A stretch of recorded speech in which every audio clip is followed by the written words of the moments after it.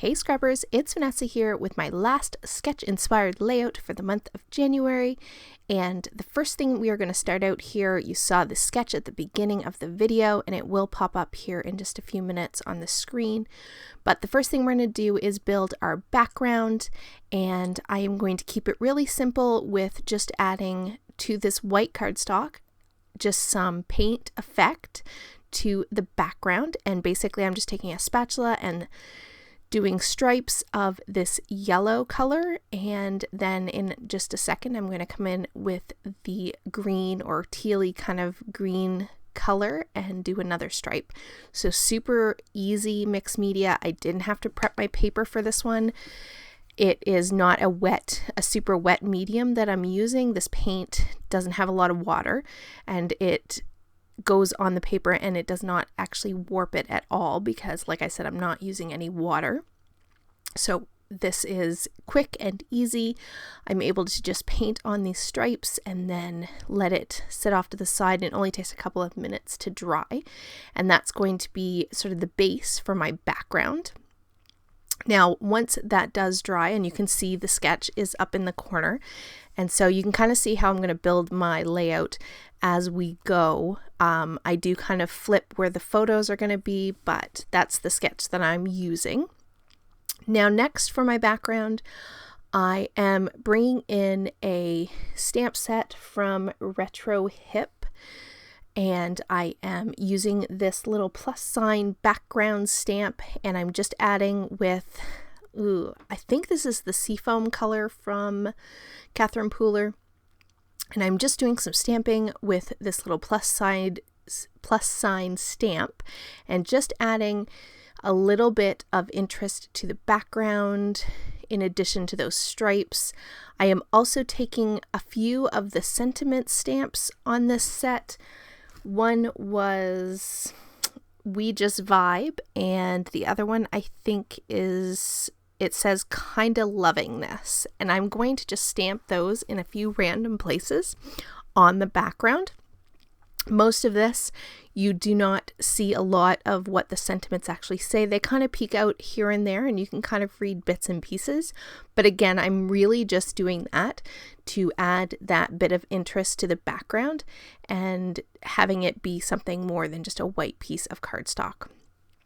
The other stamp that I'm using here is, again, just some plus signs, but it's really, really tiny little plus signs. So I'm able to kind of just fill in a few spots with those tiny plus signs to add just another little stamped element. So now my background is complete, and I am going to frame it with this black piece of cardstock.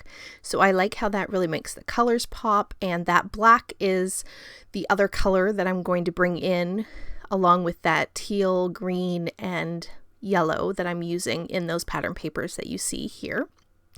I am keeping my color scheme to these three colors, so everything that I'm using, I went through my embellishments and 6x6 pattern papers because, again, I'm using scraps and 6x6 papers for the Baby Got Scraps sort of theme for the month of January. So that's where all of these came from, and I just went through those and picked the colors that I was going for this layout. And so now I'm just going to build the different bits and pieces for this layout based on the sketch. I do, like I said, move the photo. So the photo on this, there's two in the sketch itself. I'm only going to have one photo, and it's going to go on the left or the right side of the page as opposed to the left side like it's in the sketch. And then I do have 3 embellishment clusters. However, the sketch is an 8.5 by 11 sketch, and so I am spanning it to a 12 by 12, so that's why I added those extra stripes on the left, and one of my frames will actually go up there as an embellishment cluster on the top left. So I do get my 3 embellishment clusters, but I have expanded it to move it out so it's not so close together like on the sketch. Now, off camera, I did go ahead and glue down all of those pattern papers, and I added some twine to the bottom, which is in keeping with the sketch, and the twine it has at the top, I have moved mine to the bottom, and I'm going to actually use that twine just like you see I'm doing here with my title. I'm adding my title, and that twine is helping to be the grounding element for my title so that it doesn't feel like it's floating underneath my photo. And the title for this one is So Much Alike. And this is a photo of my son and my husband. And I caught them, and they practically have the same sort of look on their face. And they're both engrossed in watching something on TV. It was probably some sort of YouTube video. And so they are very, very much alike. And so I caught this very cute photo of the two of them.